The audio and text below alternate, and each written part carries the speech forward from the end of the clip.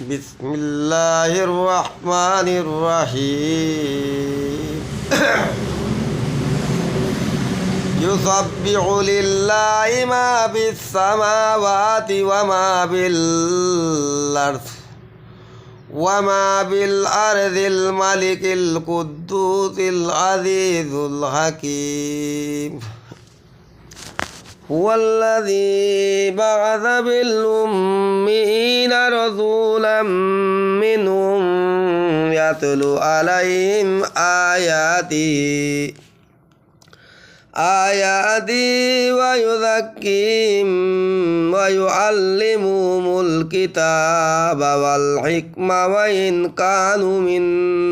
قبل لفي ضلال مبين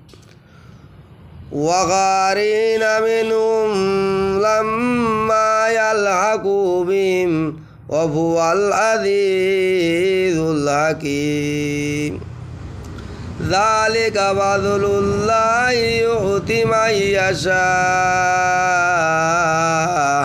والله ذو الفضل العظيم مثل الذين حملوا التوراة ثم لم يحملوها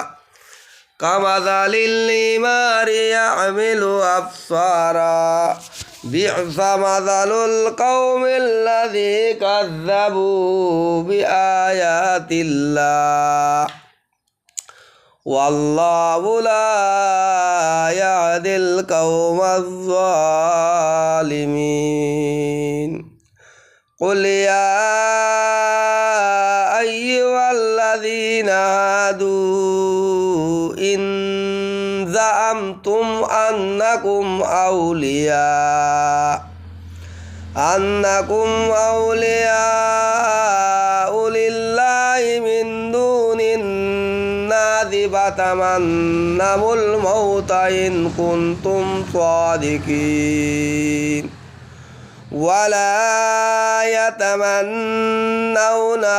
أبدا بما قدمت أيديهم والله عليم بالظالمين قل إن الموت الذي تفرون منه فإنه ملاقيكم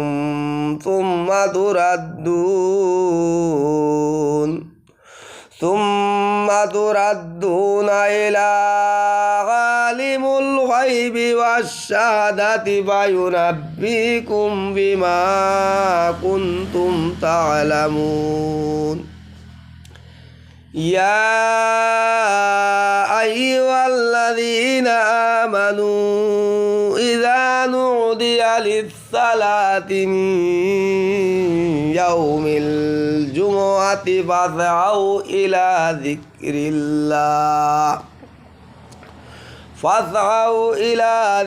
الله يذروا البيع ذلكم خير لكم إن كنتم تعلمون فإذا قضيت الصلاة فانتظروا في الأرض وابتغوا من فضل الله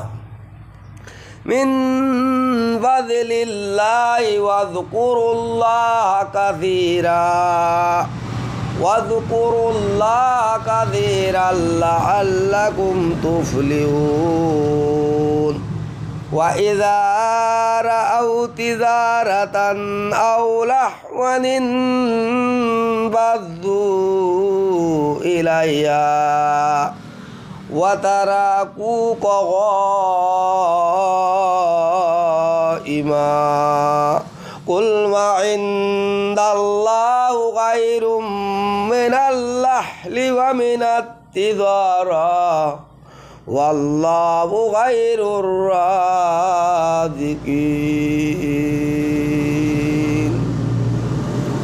صلى الله على النبي الأمي